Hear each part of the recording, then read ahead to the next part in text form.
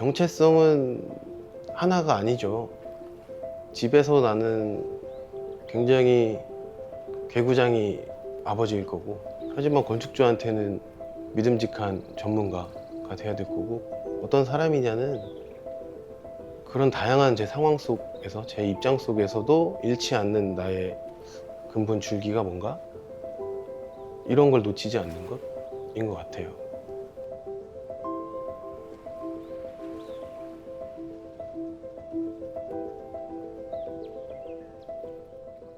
예, 안녕하세요. 저는 시립대학교 2001학번 왕성환이라고 하고요. 지금 소설건축사 사무소를 운영하고 있습니다. 너무 어려운 질문인데, 우선 모순이라는 말이 생각이 났었고요. 처음 질문 받았을 때. 그러니까 모순되는 상황들 속에서 어떤 역설을 통해서 문제를 해결하는 과정이 필요하다라는 생각이 들었고, 그거는 순순히 건축적인 상황에 대한 답변인 것 같고, 저랑의 관계, 건축의 관계를 보면 떠오른 단어가 수양이었어요. 건축을 하면서 내가 많이 어떤 사람으로 커가는구나, 세상을 보는 눈도 생기고 대하는 태도도 명확해지고, 그래서 저한테 건축은 또 수양이기도 합니다. 제가 건축학과를 지원해야겠다고 생각했던 건 초등학교 5학년 때였는데요. 저희 아버지가 건축을 하셨었어요. 그래서 그 영향도 있었을 거고, 또 한편으로는 제임스 본드 영화를 엄청 좋아했는데, 어떻게 하면 제임스 본드처럼 살 수 있을까를 고민해 보다가, 직업으로서는 건축가를 하면 매력적인 남성, 그리고 다양한 활동할 수 있고 그와 겸비해서 지식이 필요한 일이겠다, 그리고 여기저기를 자연스럽게 누비고 다녀도 되네 라는 생각에서 건축과를 그때 결심했었어요. 네. 첫 직장은 해안이었어요. 뭐 막연하게 당연히 유학을 가야지라는 생각은 있었지만 잊고 지내다가 다른 그 정림 건축하고 합사를 할 때가 있었는데, 그때 저를 눈여겨봐 주시던 정림의 디자인풀 소장님께서 따로 부르셔가지고 프로젝트 중간에 성환씨 유학가 이러셔가지고, 그때 약간 한방 망치로 머리를 맞은 느낌?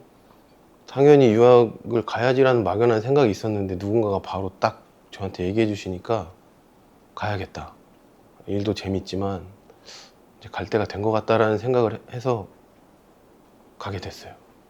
근데 그리고 그때 당시에 고민이라면은 역시 경제적인 거였었어요. 뭐 대학교 3학년 때 부모님한테 유산 같은 거 뭐 이런 거 다 필요 없으니까 주지 마시고 지금 저한테 3천만 원만 주셔라. 그래서 그 돈을 학부생 때도 계속 어떻게든 이 돈으로 내가 사회에 자리를 잡아야 된다는 생각이 있었어서, 이걸 어떻게 헤쳐나가지? 그 고민이 제일 컸었어요. 근데 막상 또 부딪혀 보니까 다 길이 있더라고요. 제가 벽에 부딪혔을 때 뭐 언어의 도움도 못 받고, 그게 설계 수업 시간의 과제일 수도 있지만 그냥 나가서 집 마련하는 거에서부터 다 하나부터 열까지 다 벽에 부딪히는 순간들이거든요. 그거를 깨나가는 그 과정들이 저한테는 제일 보람 있고 경험한 게 많았어요. 왜냐면은 어찌 보면 모범생 같은 학창 시절, 중고등학생을 보냈는데 처음으로 세상하고 내가 막 부딪히면서 내가 벽을 깨부수고 나가야 되는 상황들을 경험하면서 약간의 자신감도 생기고, 그 경험이 저는 소중했어요. 일단은 뭐 쉽게 얘기하면 겁이 없어졌다?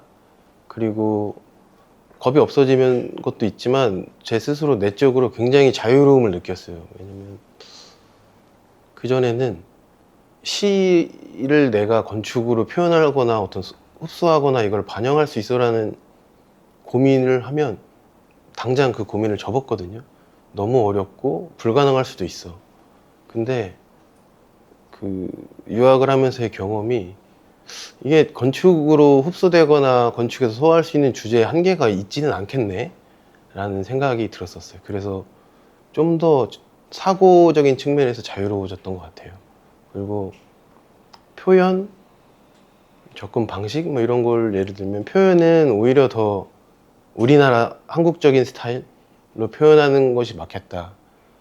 그 당연히 외국 친구들 사이에 있으니까 강점을 드러내려면 나의 본질을 찾게 돼 있고, 그러다가 한국화 뭐 이런 것들에 관심이 많아서 그런 표현 위주로 했었는데 그게 도움이 됐었고, 사고의 측면으로 보면 되게 재밌는 경험이었는데, 이성적이고 이성적이고 이성적이고 이성적인 해결을 계속 꼬리를 물고 가다 보니 결과가 굉장히 크레이지한 레디컬한 어느 상황에 가 있는 거예요. 그래서 아, 이성이라는 게 어찌 보면은 우리의 상상력을 자극하는 수단일 수 있다. 이성이라는 건 뭐 답이 정해진 어떤 길을 가는 게 아니고 한계를 넘고 한계를 넘고 한계를 넘어서 밟아보지 못한 어떤 상황에 내가 갈 수 있는 도구이기도 하네 라는 생각이 들었었어요. 그래서 정리하자면 뭐 마음가짐, 도전적인 마음가짐, 그리고 사고를 구현해내는데 이성의 도움을 받는 것, 그거에 주저함이 없는 것, 그리고 조금 더 한국적인 것. 그 말이 굉장히 모호한 말이지만 내 뿌리가 어디에 있지? 라는 고민도 함께 하는 것에 영향을 준 것 같아요. 물론 제가 진학하고 싶은 과는 초등학교 5학년 때 굉장히 빨리 결정을 했지만, 그리고 와서 학부생 때는 공부한다는 생각으로, 학문이라는 생각으로 접근했지만, 필드에 나가보면서 가장 고민이 깊었던 건 이게 과연 내 직업이 맞아? 내 삶의 아주 3분의 1 이상?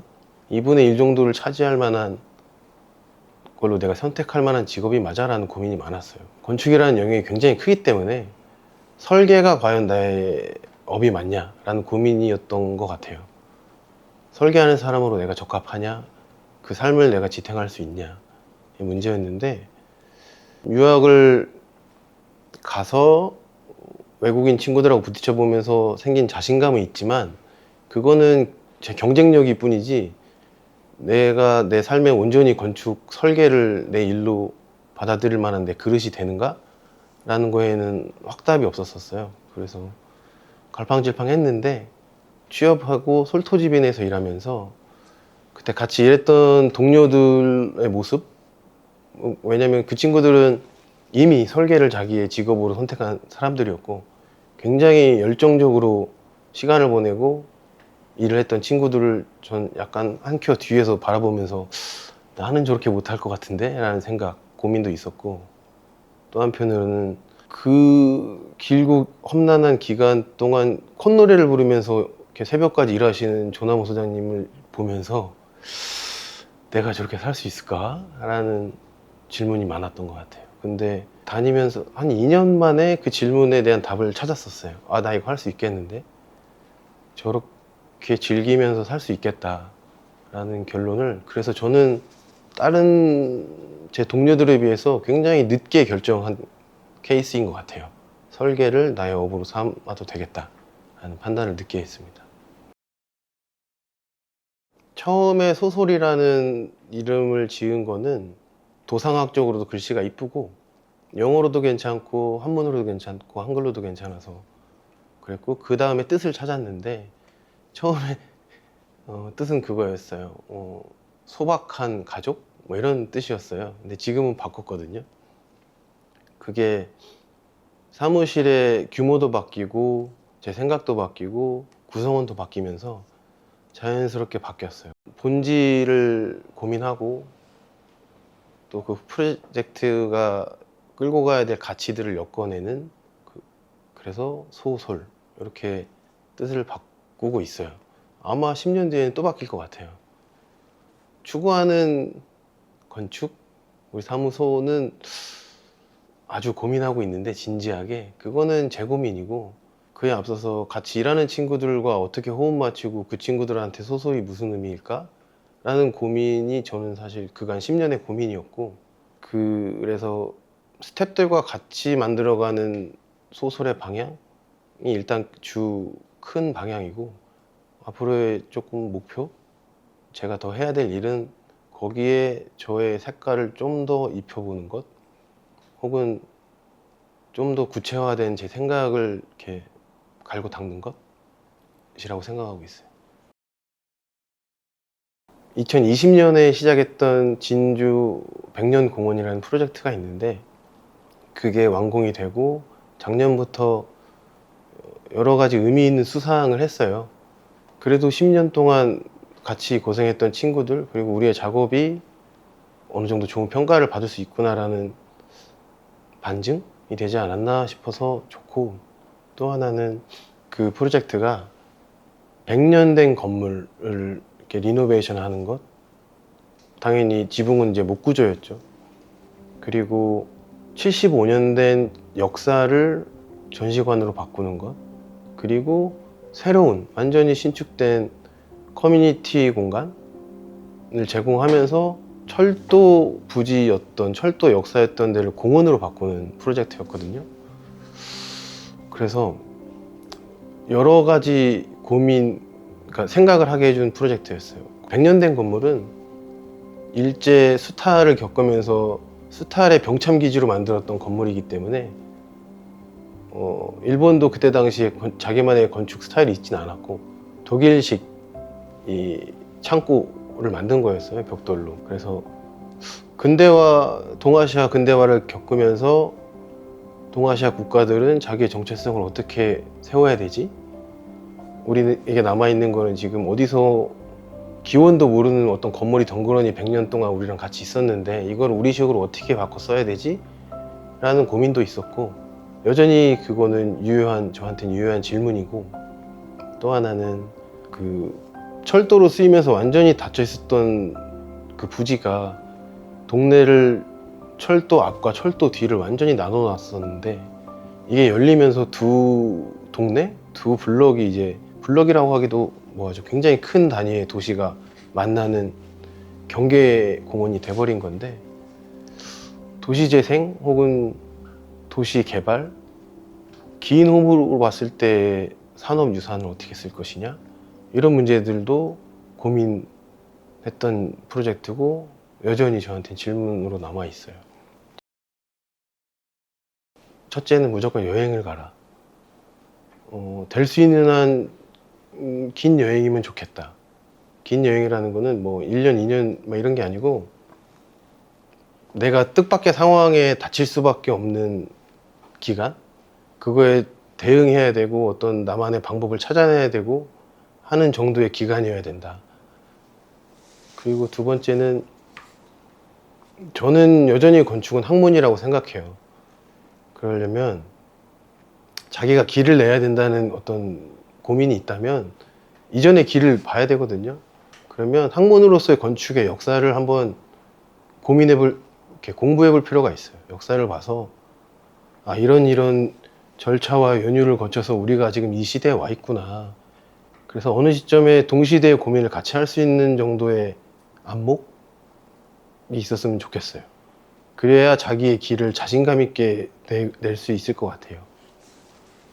그리고 마지막으로는, 저는 좋은 스승님을 좀 찾으려는 노력이 필요한 것 같아요. 그게 노력한다고 되는 일은 아니거든요. 근데 뭐 반대되는 얘기일 수도 있지만, 주어진 길이 없는데 무슨 스승이 무슨 필요야라고 볼 수도 있어요.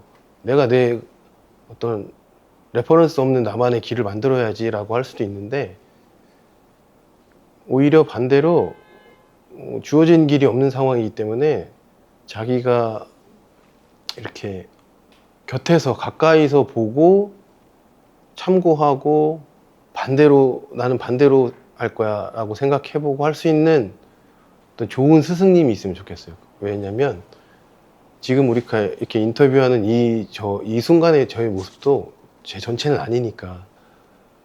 근데 이 순간의 모습에 저를 만들어내기 위해선 아주 지지부진하고 혹은 반대되거나 완전히 뭐 다른 이면의 모습도 있을 수 있고, 그런 일상들이 있거든요. 그런 것들이 토대로 해서 여러분들이 누군가를 보는 그 순간들의 모습들이 있는 거기 때문에 곁에서 자기가 지켜보고 따를 건 따르고 거부할 건 거부하고 참고할 수 있는 좋은 스승을 꼭 염두에 둬라. 찾아라 하기보다 스승이 있어? 있어? 이런 사람은 어떤 사람이야? 라는 고민을 계속 하는 거는 중요한 것 같아요.